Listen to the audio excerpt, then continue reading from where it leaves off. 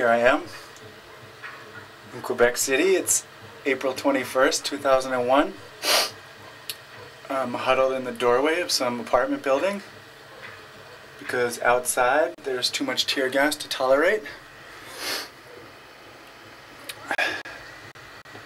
And I've been just thinking so much, and I've been interviewing all these other people, asking them what they think. And a number of people have interviewed me, including Fox News. And I just thought that it was worth recording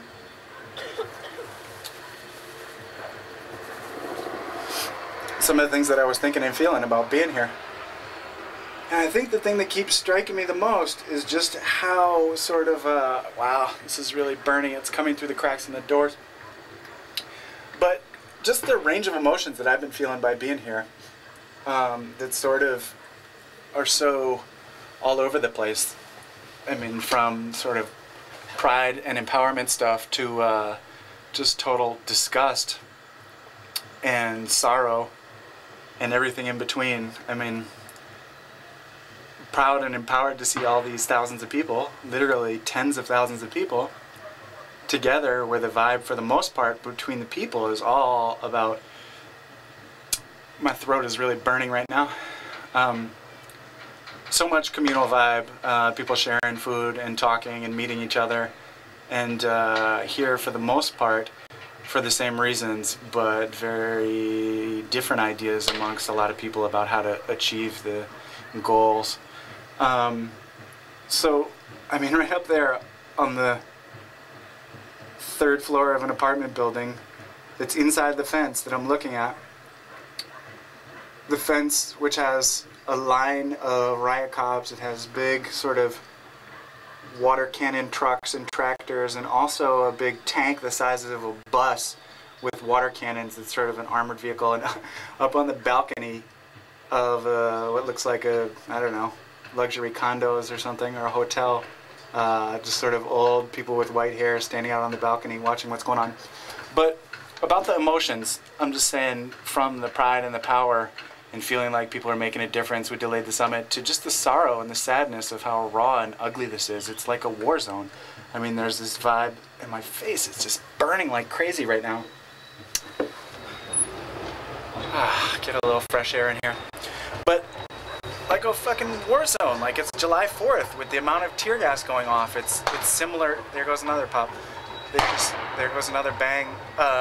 It's like July 4th with non-stop fireworks just going off in the air. And the sorrow that this is such an ugly scene, and really makes you question, I don't know, all sorts of ideas about what effective means of protest is and what is not. And so infrequently I turn the camera on myself, which is a sort of bizarre activity. But just that this is where we're at as a society is sort of weird, and that this is what it takes to get noticed and to bring attention to the issues. And then, of course, the media reports all of the tragedy and all this crazy stuff. And they report all the things that are going on down here, but they don't address the issues that are going on inside other than from the voices of the people. The media, for the most part, doesn't sort of address the reality of what the discussion and the talks are going on about the free trade area of the Americas. I'm looking at this huge TV truck with a huge satellite on top.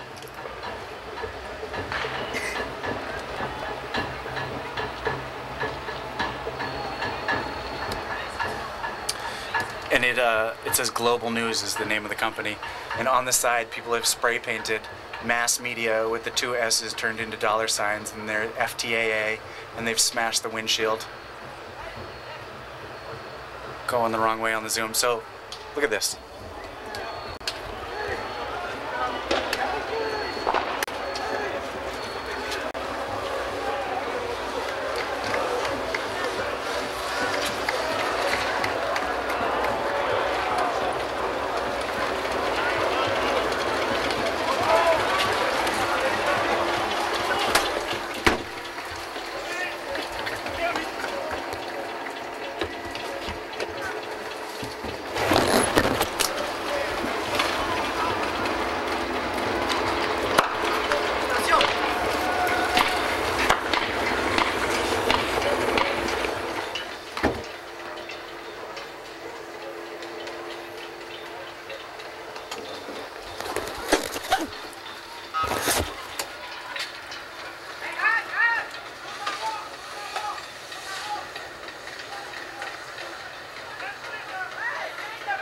There's a mass arrest going on.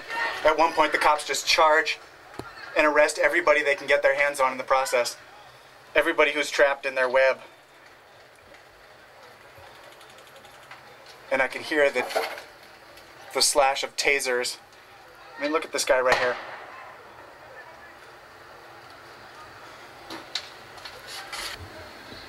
So I'm just sitting here, shaking. I don't know whether I should get out and escape,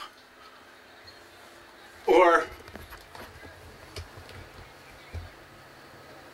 I don't know whether I should get out and escape right now and risk getting arrested.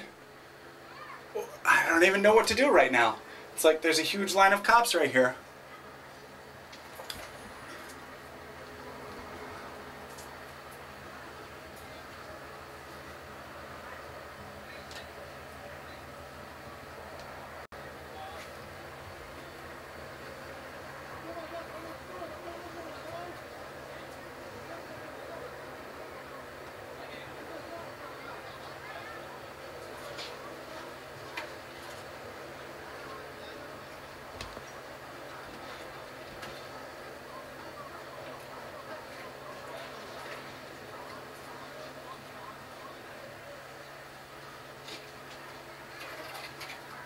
It's like I don't even know what to do right here. I can't tell whether they're going to come in and arrest me just for not having run when the time came. I don't know whether to break out and run when the time came. I mean, there's literally cops like 10 feet away from me.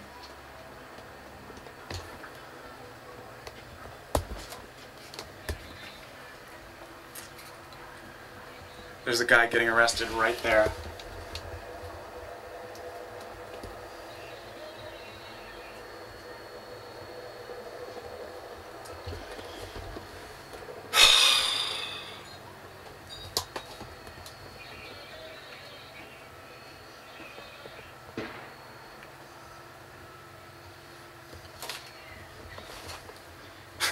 And I just found my safety valve right here that it didn't even occur to me to check.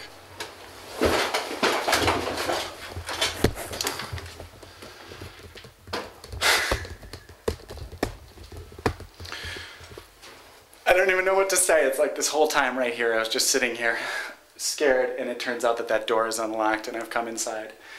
So just such a crazy range of emotions. I think that the cops are cracking down. Yesterday they were sort of unsuccessful in some ways. There's a lot of tear gas filed, but I don't think there were so many arrests. I'm gonna see if I can go upstairs and see if these people let me in their house.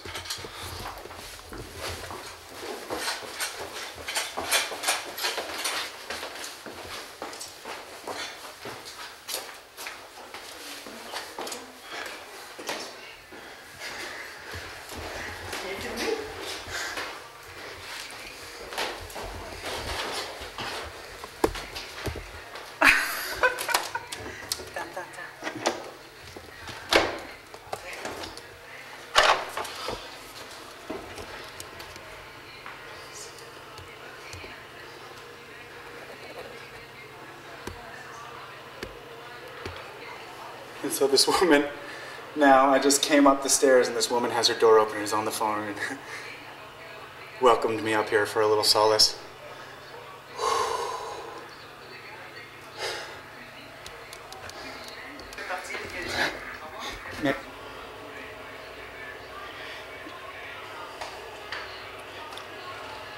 And there they go away from here. It's just this crazy cat and mouse game where they sort of practice their marching skills and they take back some territory and they scare off thousands of people with tear gas and they reestablish the boundary that they want, and then the people come up to that again and you have this weird sort of cat and mouse thing where people eternally rush them and some people are throwing stones and that causes them to get gassed again, and it's a battle between the people who want to sit down and raise the peace sign and sing songs and stuff and show that there's no reason for the police to be so aggressive. And then you'll have someone come out of the crowd and throw a stone, and that person will get shot with a rubber bullet, and it's just back and forth. And then the cops, after a little while of quietness, they'll retreat because I don't think they really want to be so far away from the wall. It's not their goal, but they do want to be in total control. So once they've established some sort of line of defense, then they back up and they come back and defend the scene that they need to around here.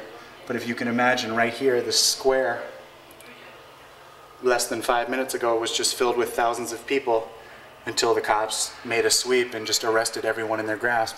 And you can see more and more cops just pulling in here in vans.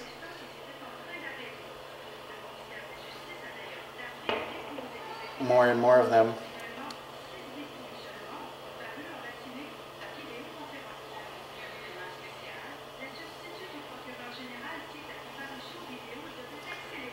And I don't know, I have to keep asking myself what the hell I'm doing. Like, am I in a safe situation? Because obviously there's many situations in which I'm not safe. And at the same time, knowing why I'm here and wanting to be here for this, to be able to capture this stuff and talk to people. And there's just such a unclear line on what's legit and what's not, like right down there in the lobby of this building, in this woman's house, where right there the cops could have opened that door and dragged me out, and all of a sudden they have all of my footage forever, and this whole, you know, everything that I've shot over the past couple days would be almost, you know, useless, and I'd find myself arrested. Probably for not even doing anything wrong. But I don't know, it seems like this will just go on into the night. It's really crazy to think that that 30 of the most powerful men in the world are inside these buildings right here, determining the future of hundreds of millions of people in the entire Western Hemisphere. Here we go, here comes some cops.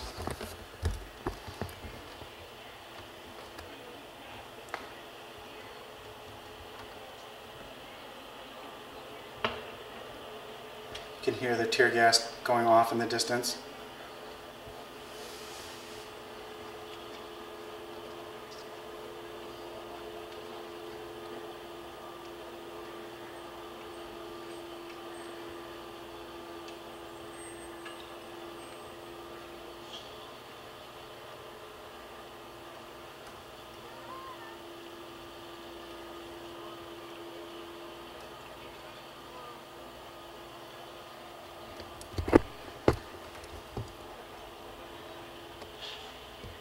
Here we go.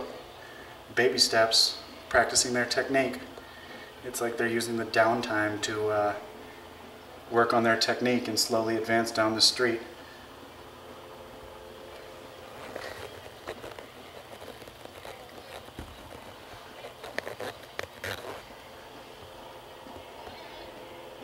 Class war, just do it, using the Nike slogan.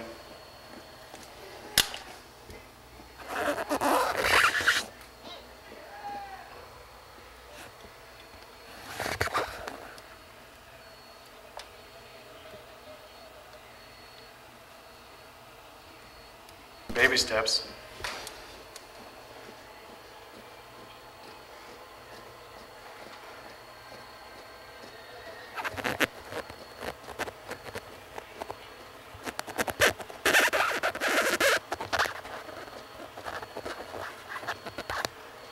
It looks like I might be able to go back outside in a second.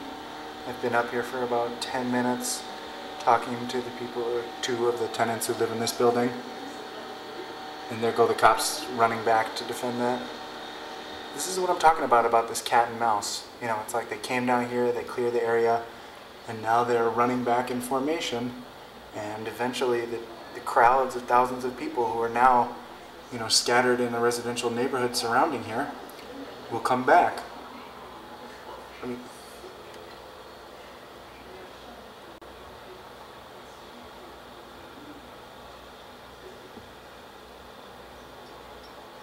you know, and you have to, I mean, obviously many of these police officers are not the ones who need to be fought, but they are the face of what is being resisted here. And I've seen a number of times when people approach a line of police officers and scream out about questioning them what, you know, what kind of world do they want for their children, and, in 10 to 20 years. And nice, here come the people back as they emerge from all the surrounding streets.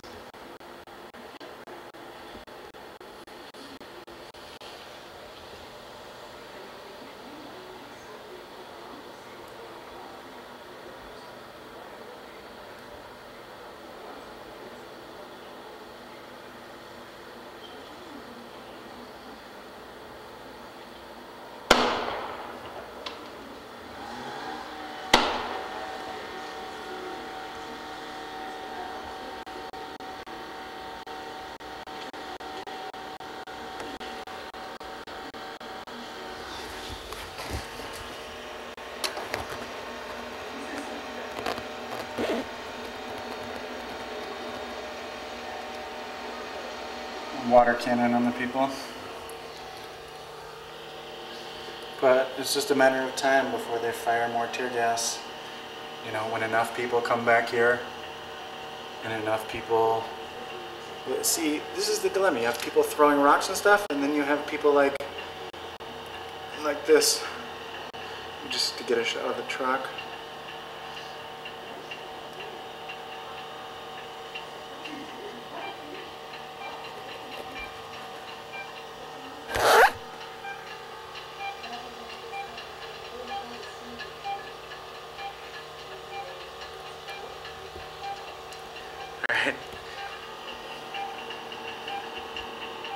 I think it's safe to say that I can go back outside now. So, to give you a sense of where I was, this is the wall.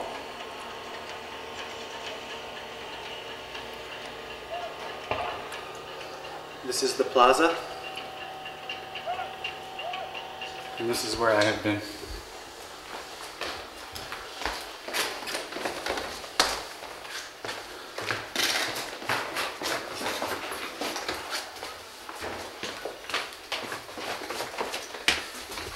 Okay, I'm gonna go now. Yeah, go.